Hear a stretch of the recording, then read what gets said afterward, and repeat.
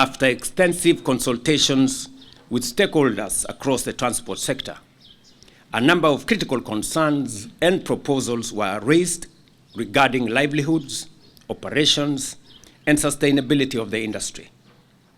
Consequently, the government has agreed on the following measures.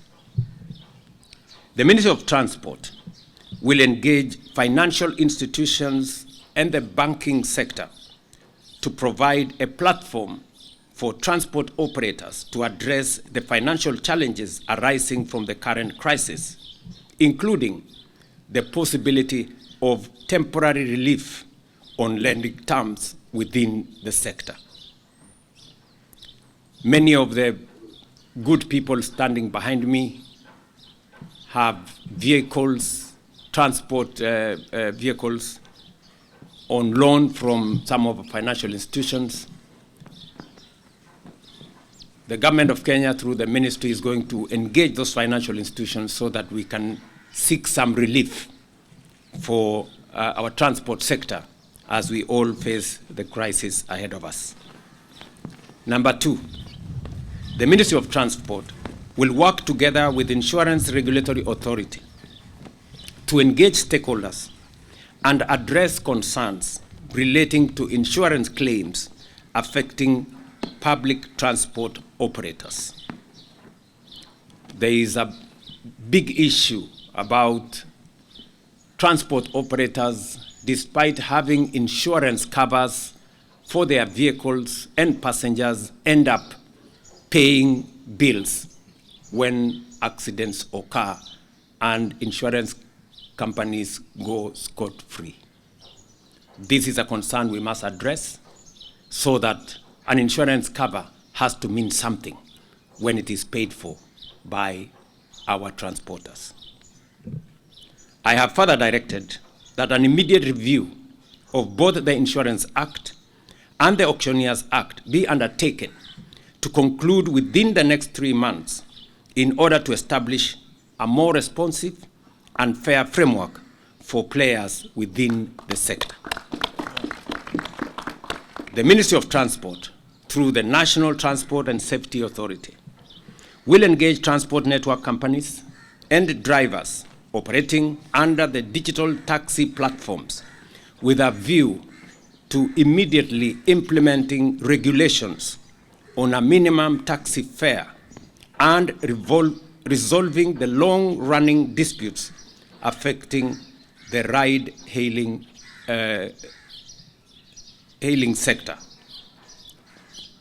The people in that space sometimes work for 16 hours to be able to make ends meet. There is need for urgent regulations that have already been developed, and I have instructed the ministry to work with the stakeholders to make sure that those regulations are implemented so that we can streamline the whole digital taxi platform. Recognizing the important role of creativity and self-expression within our transport culture, I have also directed the NTSA to facilitate an enabling environment for matatu operators to continue utilizing artwork and graffiti on their vehicles in a manner that upholds safety and respect for other road users. The industry is telling me that they have been told they must remove all graffiti from their matatus. And I'm asking myself, why? The government will continue engaging stakeholders across the transport sector to develop practical and sustainable solutions that protect livelihoods and support economic activity. I therefore ask all Kenyans to remain calm, patient, and united. Let us reject division, fear, and misinformation. While every citizen has a right to express their concerns, collectively, we must reject hooliganism and all forms of violence that lead to the loss of lives, property, disrupting livelihoods, and undermining our economy. Let us use fuel responsibly, support one another, and protect our economy during this period. I have directed that in the pricing cycle, next pricing cycle, we are going to further reduce the price of diesel by a further 10 shillings for the June-July cycle to help stabilize pump prices and provide additional relief to consumers. Thirdly, through the government-to-government fuel supply framework, we have secured guaranteed fuel supplies despite global supply chain disruptions, ensuring uninterrupted fuel supply availability across the country. The arrangement has stabilized fuel pricing compared to the old spot market system, where prices fluctuated sharply every month. Before the G2G arrangement was introduced in 2023, oil importers faced intense pressure to secure US dollars within short timelines, driving rapid depreciation of the Kenya shilling and threatening fuel supply stability. By easing pressure on foreign exchange demand and ensuring predictable supply terms, the framework has protected the economy during the crisis as the one we have now. Without it, the country's situation, I tell you, would be much worse. And I want you people to talk to oil marketers. They will explain to you the kind of situation that was there in 2022 when we had a crisis like the one we have. Without a guaranteed supply, without the framework we have built, there would be a major crisis of foreign currency, and there would be a major crisis of supply. The G2G arrangement has guaranteed supply, even when we have disruptions, and has also made it possible for us to pay on terms that does not put pressure on our dollar reserves. I know there are those who are trying to turn this global crisis into politics. People seeking to exploit public pain for political gain, making reckless claims and pretending there are easy options. But leadership requires honesty, not political opportunism or playing populist politics. The reality is that no country can completely escape the global oil shock of this magnitude. Even advanced economies with far greater financial resources than Kenya are facing similar challenges. There are those asking government to remove all taxes and levies on fuel immediately. But we must ask ourselves honestly, if we stop collecting these revenues entirely, what public services shall we stop funding? Do we go back to the spectacle of stalled road projects that had become a hallmark across our country? Do we stop the fertilizer subsidy that is enhancing food security? Do we cut the security budget that helps us secure our borders, combat criminal gangs, and protect citizens? Surely, our hospitals and schools must continue to function, and we must continue to fund them.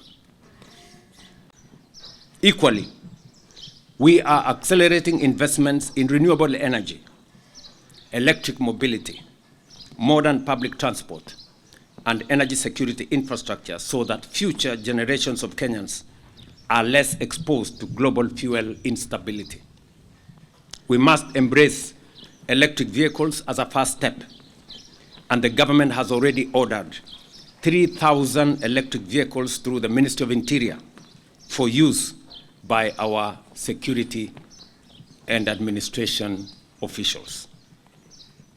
I am also making a declaration that the first 100,000 electric vehicles to be imported into Kenya, whether for public service or private use, will be duty-free, even as we continue to work with private sector for investors in the electric vehicle manufacturing to establish production facilities in Kenya.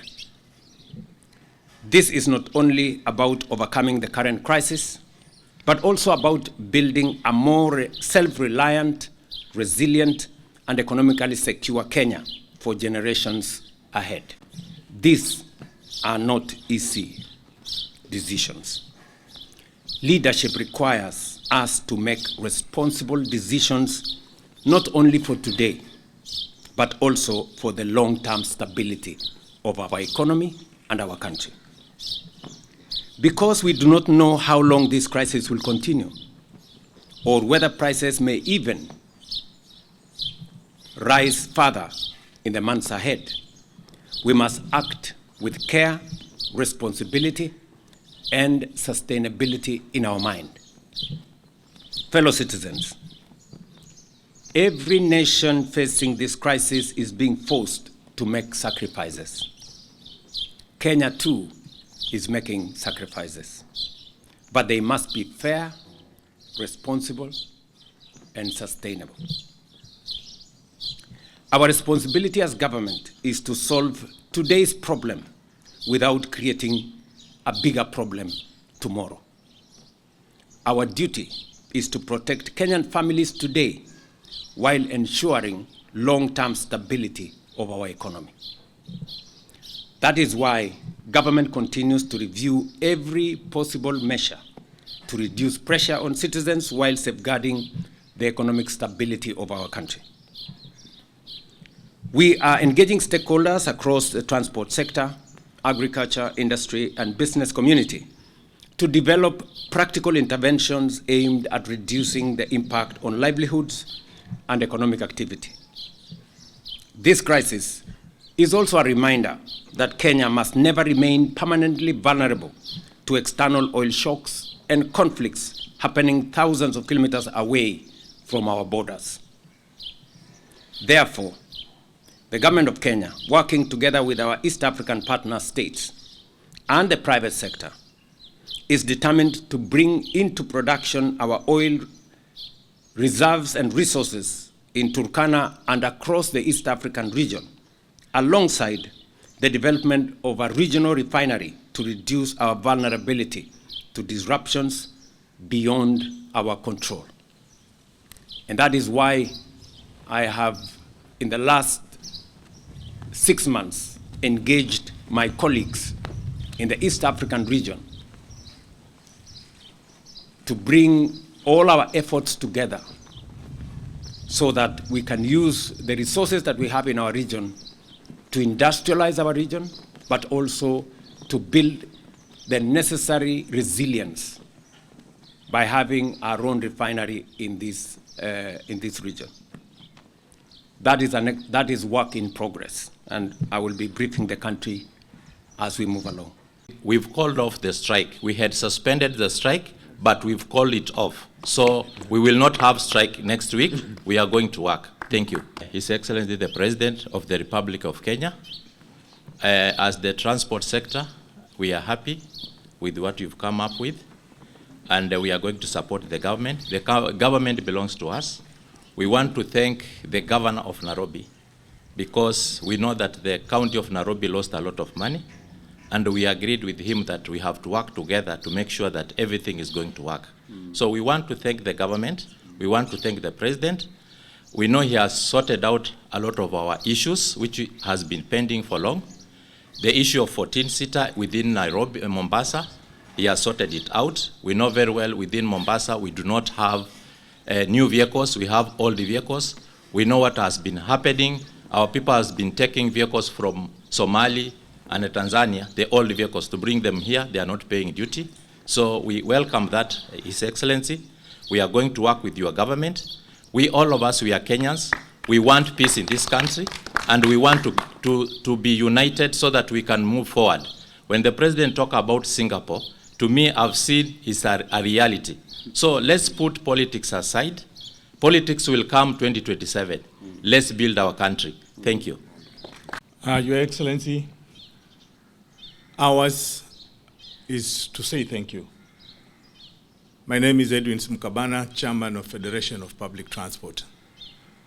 Mine today is very little, is to announce to all our members, especially our investors and drivers and conductors, that after these good deliberations we have had with His Excellency, we are saying that the strike that we had suspended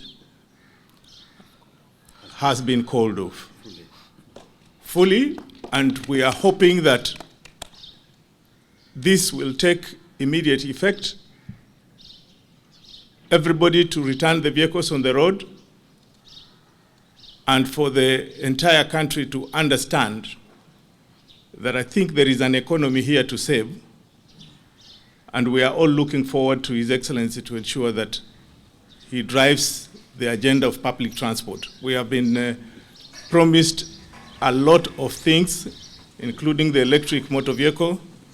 Your Excellency, I was on the task force for electric motor vehicle, and we came up with very many resolutions.